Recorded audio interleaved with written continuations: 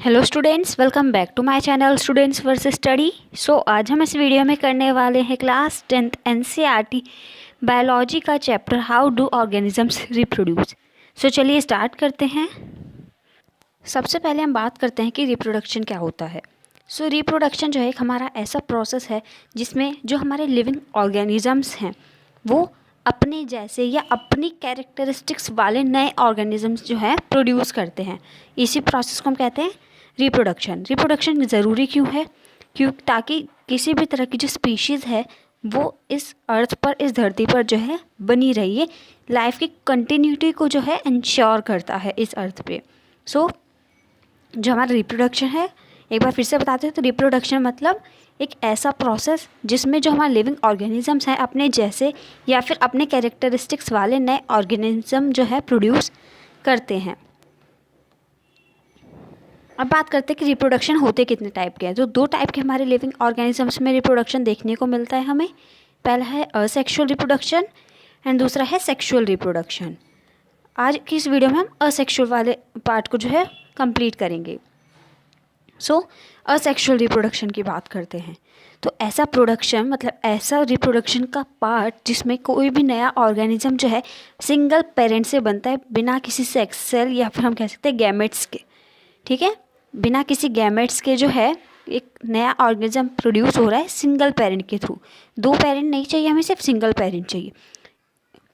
इसको याद रखने का तरीका ऐसे भी हो सकता है, असेक्सुअल है, असेक्सुअल में हमारा ए आ रहा है, ए यानी एक, तो सिंगल पेरेंट।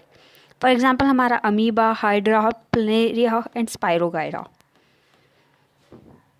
अब असेक्सुअल रिप्रोडक्शन जो है ना वो भी हमारे 6 पार्ट्स में डिवाइड है। पहले हमारा फिजन, दूसरा है हमारा बर्डिंग, तीसरा है spore formation, regeneration, fragmentation and vegetative propagation. एक एक करके पढ़ेंगे। बात करते हैं हम फिजन की। तो फिजन जो है हमारा दो टाइप्स के होते हैं, binary and multiple. Binary fission की बात करते हैं। जो हमारा बाइनरी फिजन है वो हमारा अमीबा में देखने को मिलता है।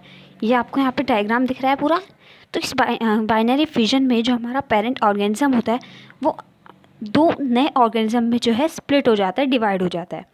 और ये कौन कौन से हमारे यूनिसेलुलर ऑर्गेनिजम्स में हमें देखने को मिलता है, जैसे कि अमीबा, पैरामीशियम, बैक्टीरिया, इन सब में। अभी होता कैसे, एक बार उसको पढ़ते हैं। तो जो हमारा अमीबा होता है उसके अंदर जो मतलब हमें पता है वो यूनिसेलुलर होता है। तो जब वो अपने आप में जितनी ग्रोथ वो कर सकता था उतनी कर लेता है। तो जो उसका न्यूक्लियस है, जो उस सेल के अंदर न्यूक्लियस है वो जो है लंबा होने लगता है एंड वो डिवाइड हो जाता है दो पार्ट्स में। उसके बाद जब वो खुद दो पार्ट्स में डिवाइड हो जाता है तो जो साइटोप्लाज्म है, साइटोप्लाज्म मतलब आप मुझे कमेंट में बताना। तो साइटोप्लाज्म जो है वो भी दो पार्ट्स में डिवाइड होने लगता है। एंड जब न्यूक्लियस एंड साइटोप्लाज्म दोनों अलग अलग से डिवाइड हो जाते हैं तब हमारे दो नए ऑर्गेनिज्म बन के आते हैं एंड उन्हीं को हम कहते हैं डॉटर अमीबे। ठीक है। यहाँ आप पिक्चर में देख सकते हैं कि पहले हमारा मतलब जितनी ग्रोथ हो सकती थी उतनी हो गई, जितनी ग्रोथ हो सकती थी उतनी हो गई। देन उसके बाद हमारा न्यूक्लियस जो है वो डिवाइड होना स्टार्ट हो गया, दो न्यूक्लियस में डिवाइड हो गया, देन हमारा साइटोप्लाज्म डिवाइड हुआ एंड देन हमारे डॉटर अमीबे। बात करते हैं मल्टीपल फिजन की। तो जिसमें पेरेंट ऑर्गेनिज्म होता है वो भी स्प्लिट करता है बट टू प्रोड्यूस मतलब ज़्यादा ऑर्गेनिज्म जो है प्रोड्यूस करने के लिए। एक टाइम पे बहुत सारे ऑर्गेनिज्म जो है अपने जैसे प्रोड्यूस करते हैं। क्या होता है इसमें, जो हमारा ऑर्गेनिज्म होता है तो जो उसका सेल होता है, यूनिसेलुलर की बात हो रही है, तो जो उसका सेल होता है उसके मतलब चारों तरफ जो है एक प्रोटेक्टिव वॉल, जिसे हम सिस्ट भी कह सकते हैं, तो वो जो है बन जाती है वहाँ पे। तो जो उसका न्यूक्लियस होता है वो बहुत बार जो है डिवाइड होने लगता है जिससे कि वो बहुत सारे डॉटर न्यूक्लियाई बना सके। उसका न्यूक्लियस डिवाइड होने लगता है डॉटर न्यूक्लियाई बनाने के लिए। फिर इसके बाद जो हमारा साइटोप्लाज्म होता है वो भी डिवाइड होना स्टार्ट कर देता है। ऐसे करके हमारे एक सिंगल पेरेंट से बहुत सारे नए डॉटर सेल्स जो है बन जाते हैं। जैसे कि आप यहाँ पिक्चर में देख सकते हैं, एक था, देन ये जो है हमारा न्यूक्लियस ये डिवाइड होना स्टार्ट हुआ, नहीं इतने सारों में डिवाइड हो गया, हमारा साइटोप्लाज्म भी डिवाइड हुआ एंड ये छोटे छोटे छोटे छोटे हमारे डॉटर सेल्स जो है बन गई एंड फिर ये जो है यहाँ से डिटैच हो गए।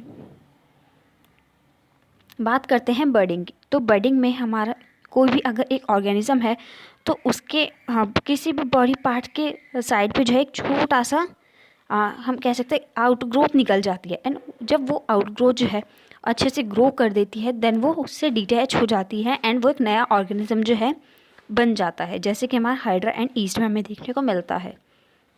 सो हाइड्रा की बात करें तो हमारा हाइड्रा कुछ इस तरीके का होता है एंड उसमें एक छोटी सी आउटग्रोथ निकलती है एंड वो आउटग्रोथ ग्रो करते करते करते करते काफ़ी ज़्यादा बड़ी हो जाती है एंड वो एक खुद में एक हाइड्रा बन जाता है एंड देन जब वो अच्छे से ग्रोथ कर लेता है तो वो उससे डिटैच हो जाता है, उससे जो है कट जाता है, हम एक तरह से कह सकते हैं।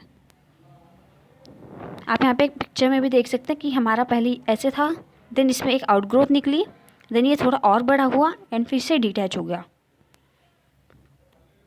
ईस्ट में बढ़ने की बात करें तो इस तरह से हो गई, ये पेरेंट ईस्ट सेल है, देन ये छोटा सा हमारा आउटग्रोथ निकला एंड देन ये और आउटग्रोथ से निकलते चले गए एंड ये डिटैच हो गए।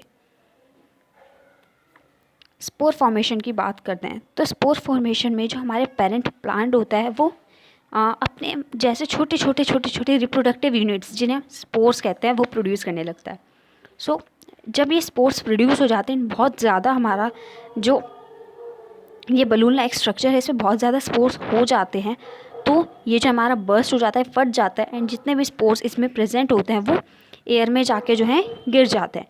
एंड जब हमारी ये जो स्पोर्स हैं लैंड पर गिर जाते हैं यानी मिट्टी पर गिर जाते हैं, तो किसी न किसी जब उन्हें फेवरेबल कंडीशंस मिलती है, पानी वगैरह हो गया, तो वो जर्मिनेट करते हैं एंड नया प्लांट जो है ग्रो कर देते हैं, जैसे कि आप पिक्चर में देख सकते हैं। कुछ इस तरह का था, देन ये हमारा बर्स्ट हो गया एंड ये हमारे स्पोर्स जो हैं डिस्पर्स हो रहे हैं एयर में।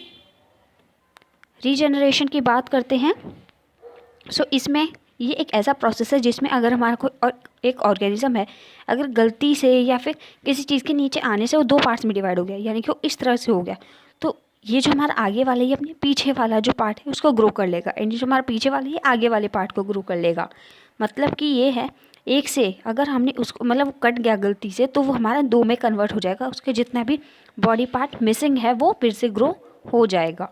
आप इसमें भी देख सकते हैं प्लेनेरिया है ये ऐसे था, फिर ये तीन पार्ट्स में जो डिवाइड हो गया एंड देन ये हमारे तीन प्लेनेरिया बन गए।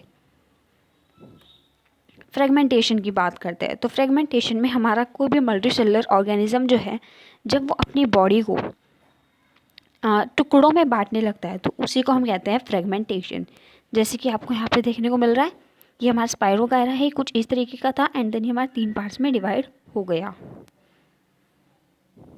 वेजिटेटिव प्रोपगेशन की बात करते हैं तो वेजिटेटिव प्रोपगेशन में जो हमारे नए प्लांट्स हैं वो पुराने प्लांट्स की वजह से मतलब पुराने प्लांट्स के जो पार्ट होते हैं उनके मदद से जो है बनाए जाते हैं बिना किसी रिप्रोडक्टिव ऑर्गन के।